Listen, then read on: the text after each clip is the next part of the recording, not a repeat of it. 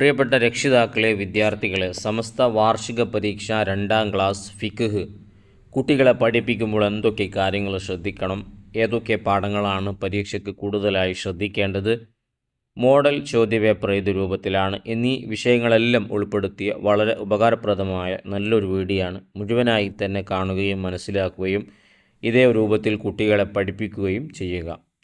പ്രധാന വിഷയങ്ങളിലേക്ക് കടക്കും മുമ്പ് നമുക്ക് ആദ്യം മോഡൽ ചോദ്യപേപ്പർ ഒന്ന് പരിചയപ്പെടാം.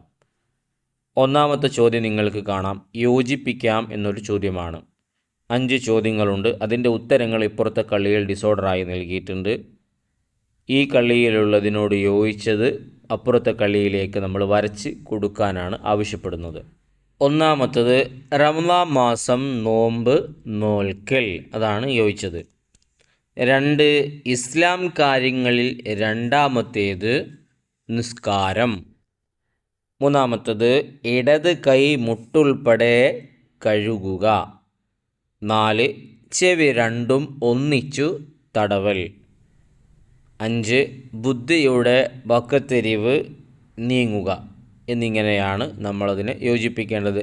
കുട്ടികൾക്ക് ഇതൊക്കെ അറിയുന്നുണ്ടാകും, എന്നാലും രക്ഷിതാക്കളൊന്ന് ചോദിച്ചു നോക്കുക. ഉറപ്പായും ഇങ്ങനെ ഒരു ചോദ്യം നമുക്ക് പ്രതീക്ഷിക്കാവുന്നതാണ്. ഇതുപോലത്തെ ചോദ്യങ്ങൾ അറിയുന്നതിന് വേണ്ടി പാഠഭാഗവുമായി നല്ലോണം ബന്ധമുണ്ടാവണം. കുട്ടികളെ കൊണ്ട് പാഠഭാഗം 2-3 തവണ എല്ലാ പാഠങ്ങളും വായിപ്പിക്കുക.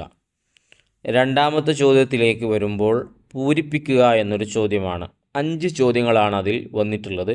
പ്രധാനമായും ഫിഖിൽ നമ്മൾ പഠിച്ച ദിക്റുകളും അതുപോലെ തന്നെ നമസ്കാരത്തിൽ ചൊല്ലുന്ന ദിക്റുകളൊക്കെയാണ് ഇതിലുള്ളത്. ഒന്നാമത്തത് അല്ലാഹുമ്മ ഡാഷ് ഹദൈത്, അല്ലാഹുമ്മ ഹ്ദിനി ഫീമൻ ഹദൈത് എന്നതാണ് അതിൻ്റെ ശരിയായ രൂപം. രണ്ടാമത്തത് നോക്കാം, അസ്സലാമു അലൈക്കും വറഹ്മത്തുള്ളാ. നമസ്കാരത്തിൽ നിന്ന് നമ്മൾ ഒഴിവാകുന്നത് സലാം കൊണ്ടാണ്. ആ സലാമാണ് അവിടെ ഉദ്ദേശം. മൂന്നാമത്തത് ഒന്നാം സലാം വീട്ടുമ്പോൾ ഡാഷാണ്, വലത് ഭാഗത്തേക്കും രണ്ടാമത്തതിൽ ഇടതുഭാഗത്തേക്കും മുഖം തിരിക്കുക എന്നതാണ്. 4 അത്തഹിയാത്തുൽ മുബാറക്കാത്തു ഡാഷിട്ടാണ്, അസ്സലവാത്തു ത്വയ്യിബാത്തു ലില്ലാ. 5 അഊദു ബില്ലാഹി മിന അശ്ശൈത്വാനി റജീം. ഇങ്ങനെയാണ് ഓരോന്നും നമ്മൾ പൂരിപ്പിച്ചു കൊടുക്കേണ്ടത്. കുട്ടികളോട് നമ്മൾ ഉത്തരം പറയാതെ ഓരോ ചോദ്യങ്ങളും ചോദിക്കുക. പറയുന്നുണ്ട് എന്ന് ഉറപ്പുവരുത്തിയ ശേഷം ഒന്ന് എഴുതിപ്പിക്കുക. എഴുതുന്നത് നമ്മൾ ഈ കൊടുത്ത ഉത്തരങ്ങൾ പോലെ തന്നെയാണോ, മറ്റെന്തെങ്കിലും പ്രധാന അക്ഷരപ്പിഴവുകളുണ്ടോ എന്നൊക്കെ ശ്രദ്ധിക്കുക.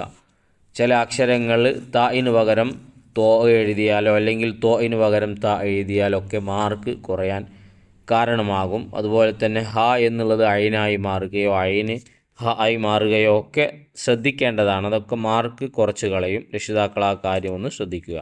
ശേഷം മൂന്നാമത്തെ ചോദ്യം വായിക്കുന്നതിന് മുമ്പ് വളരെ കഷ്ടപ്പെട്ടുകൊണ്ട് ഇത്തരത്തിലുള്ള നല്ല നല്ല വീഡിയോകൾ നിങ്ങളിലേക്ക് എത്തിക്കുന്നതിൽ നിന്ന് ഞങ്ങൾ നിങ്ങളിൽ നിന്ന് പ്രതീക്ഷിക്കുന്നത് നിങ്ങളുടെ സമ്മാനമായ സബ്സ്ക്രൈബാണ്. ചെയ്യാത്തവരുണ്ടെങ്കിൽ ഒന്ന് ചെയ്ത് സപ്പോർട്ട് ചെയ്യുക.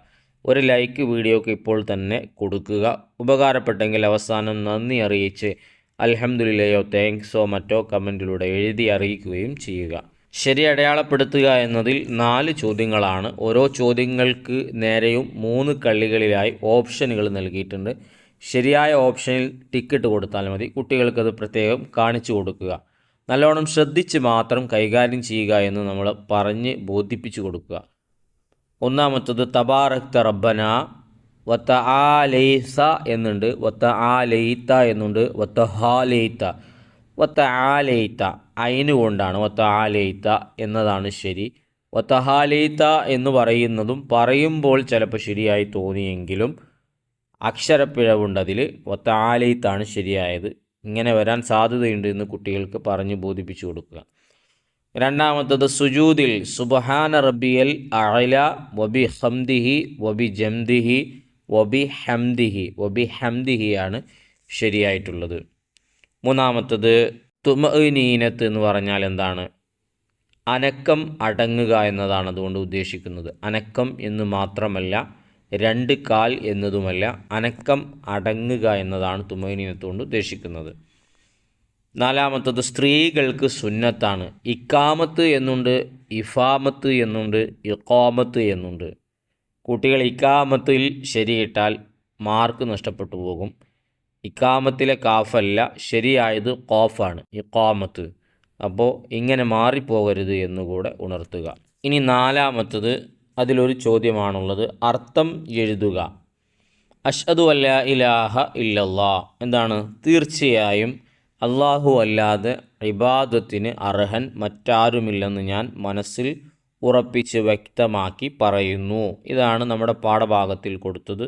ഇതുപോലെ തന്നെ കുട്ടികൾ പറയുന്നുണ്ടോ എന്ന് ശ്രദ്ധിക്കുക. ശേഷം ഒന്ന് എഴുതിപ്പിച്ച് നോക്കുക. ഇനി അഞ്ചാമത്തത് ഉത്തരം എഴുതുക എന്നതാണ്. അതിൽ ഒന്നാമത്തത്, അത്തഹിയാത്ത് ഓതേണ്ടത് എപ്പോൾ? നിസ്കാരത്തിൽ രണ്ടാമത്തെ റക്അത്തിലും അവസാനത്തെ റക്അത്തിലും 2 സുജൂദുകൾക്ക് ശേഷമാണ് അത്തഹിയാത്ത് ഓതേണ്ടത്. കുട്ടികൾക്ക് അറിയുന്നുണ്ടാകും. 2 ഒരു റക്അത്ത് പൂർത്തിയാകും എപ്പോൾ? 2 സുജൂദിൽ നിന്ന് ഉയരുന്നതോടെ ഒരു റക്അത്ത് പൂർത്തിയായി എന്നതാണ് പാഠപുസ്തകത്തിലുള്ളത്.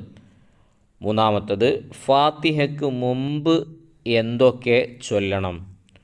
വജ്ജഹ്തു അഊദു, ബിസ്മി ഫാത്തിഹയിൽ പെട്ടതാണ്. അതുകൊണ്ട് ഫാത്തിഹയ്ക്ക് മുമ്പ് എന്തു ചൊല്ലണം എന്നുള്ളതിൽ ഒരിക്കലും നമ്മൾ ബിസ്മി എഴുതാൻ പാടില്ല. കാരണം ബിസ്മിയും ഫാത്തിഹയിൽ ഉൾപ്പെട്ടതാണ്. വജ്ജഹ്തു ഉണ്ട്, ഔദു ബില്ലാഹി മിനശ്ശൈത്വാനിർ റജീം എന്നാണ് അതുകൊണ്ട് ഉദ്ദേശിക്കുന്നത്.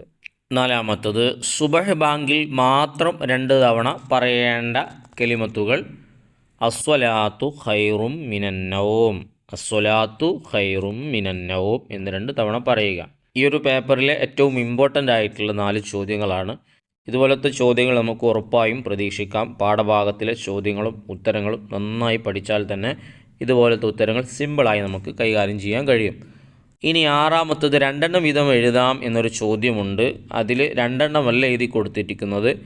സ്ഥല സൗകര്യം അനുസരിച്ച് പരമാവധി അവിടെ എഴുതി കൊടുത്തിട്ടുണ്ട്. നിങ്ങൾക്ക് എളുപ്പമുള്ളത് പഠിക്കുക, പരീക്ഷയ്ക്ക് ഓർമ്മ വരുന്നത് എഴുതുക. പാഠപുസ്തകത്തിൽ ബാക്കി വരുന്നതുകൂടെ മനസ്സിലാക്കി വെക്കുക. ചിലപ്പോൾ പൂരിപ്പിക്കാനോ ബ്രാക്കറ്റിൽ നിന്ന് തിരഞ്ഞെടുക്കാനോ ഒക്കെ ചോദിച്ചു കഴിഞ്ഞാൽ നമുക്കറിയാണ്ടായി പോകരുത്. 1 സുജൂദിൽ നിലത്ത് വെക്കേണ്ടുന്ന അവയവങ്ങൾ: നെറ്റി, മൂക്ക്, 2 മുൻകൈ പള്ളകൾ, 2 കാൽമുട്ടുകളുടെ വിരലുകളുടെ പള്ള എന്നിങ്ങനെയാണ്. ഇനി രണ്ടാമത്തത്, വുളൂ മുറിയുന്ന കാര്യങ്ങൾ: മലമൂത്ര ദ്വാരങ്ങളിലൂടെ മനി അല്ലാത്തവ പുറപ്പെടുക, ബുദ്ധിയുടെ വക്കുതെരിവ് നീങ്ങൽ, മുൻകൈയിൻ്റെ പള്ള കൊണ്ട് മനുഷ്യൻ്റെ ഗുഹ്യ സ്ഥാനം തൊടൽ. ഇതിലും ബാക്കി വരുന്നുണ്ട്, അതും കൂടെ മനസ്സിലാക്കി വെക്കുക. മൂന്നാമത്തത്, ഫർള് നിസ്കാരങ്ങളുടെ പേരുകൾ: ളുഹ്ർ, അസ്ർ, മഗ്രിബ്, ഇശാ, സുബഹ്. കുട്ടികൾക്ക് എളുപ്പം അറിയുന്ന ചോദ്യമാണെങ്കിലും എഴുതുന്നത് അറിയുമോ എന്നൊന്ന് ഉറപ്പുവരുത്തുക. നാലാമത്തത്, ഇസ്ലാം കാര്യങ്ങൾ: സക്കാത്ത് കൊടുക്കുക, ഹജ്ജ് ചെയ്യുക, റംളാൻ മാസം മുഴുവൻ നോമ്പ് നോക്കുക. ബാക്കിയുള്ളത് കൂടെ നിങ്ങൾക്ക് അറിയുന്നുണ്ടാകും, സ്ഥലത്തിനനുസരിച്ച് അവിടെ എഴുതി കൊടുത്തതാണ്. അഞ്ചാമത്തത്, ബുദ്ധിയുടെ വക്കുതെരിവ് നീങ്ങുക. എന്തൊക്കെ കാര്യങ്ങൾ കൊണ്ട്? ഉറങ്ങുക, ഭ്രാന്ത്, ബോധക്ഷയം മുതലായവ കൊണ്ട് ബുദ്ധിയുടെ വക്കുതെരിവ് നീങ്ങും. ഇതും വളരെ ഇമ്പോർട്ടൻ്റ് ആയിട്ടുള്ള ചോദ്യമാണ്. പഠിച്ചു എന്ന് ഉറപ്പുവരുത്തുക. ഏഴാമത്തതിലേക്ക് വരുമ്പോൾ ക്രമത്തിലാക്കാം എന്നുള്ള ഒരു ചോദ്യം. സുബ്ഹാന റബ്ബിയൽ അളീം വബിഹംദിഹി എന്നുള്ളത് ഓർഡർ തെറ്റിച്ച് നൽകിയിട്ടുണ്ട്, അവിടെ ശരിയായി എഴുതിയിട്ടുണ്ട്. അപ്പോൾ നമസ്കാരത്തിലെ ദിക്ർ മുഴുവനായിട്ടോ അല്ലെങ്കിൽ ഭാഗികമായിട്ടോ ഒക്കെ ഇതേപോലെ ഡിസോർഡറായി കൊടുത്തിട്ട് കുട്ടികളോട് ശരിയാക്കാൻ വേണ്ടി ആവശ്യപ്പെട്ടേക്കാം. അത് സാധ്യതയുള്ളൊരു ചോദ്യമാണ്. അതുകൊണ്ട് നമസ്കാര ദിക്റുകളും മറ്റൊക്കെ പഠിക്കുക, അത് വളരെ ഗുണം ചെയ്യും. പരീക്ഷയ്ക്ക് വേണ്ടി തുടക്കം മുതൽ അവസാനം വരെയുള്ള പാഠങ്ങൾ നന്നായി പഠിക്കുക. ഏത് ഭാഗത്തു നിന്നാണ് ചോദ്യം വരിക എന്നൊരിക്കലും പറയാൻ പറ്റില്ല. എങ്കിലും അവസാനത്തെ 4 പാഠം നന്നായി പഠിക്കുക. അതിൽ നിന്നാണ് ഏറ്റവും കൂടുതൽ ചോദ്യങ്ങൾ നമ്മൾ പ്രതീക്ഷിക്കുന്നത്. ഇൻഷാ അല്ലാഹ് ഈ പറഞ്ഞ കാര്യങ്ങളൊക്കെ ശ്രദ്ധിച്ച് നല്ല രൂപത്തിൽ കുട്ടികളെ പഠിപ്പിക്കുക. ഇതിനേക്കാൾ മറ്റു നല്ല വീഡിയോകൾ നമ്മുടെ ചാനലിൽ അപ്ലോഡ് ചെയ്യുന്നുണ്ട്. നഷ്ടമാവാതിരിക്കാൻ വേണ്ടി സബ്സ്ക്രൈബ് ചെയ്തു എന്ന് ഉറപ്പുവരുത്തുക. ബാക്കി മറ്റുള്ള വിഷയങ്ങളുടെ വീഡിയോ ഉടൻ തന്നെ നമ്മുടെ ചാനലിൽ വരും. കാത്തിരിക്കുക. നല്ല വീഡിയോയുമായി വീണ്ടും കാണാം.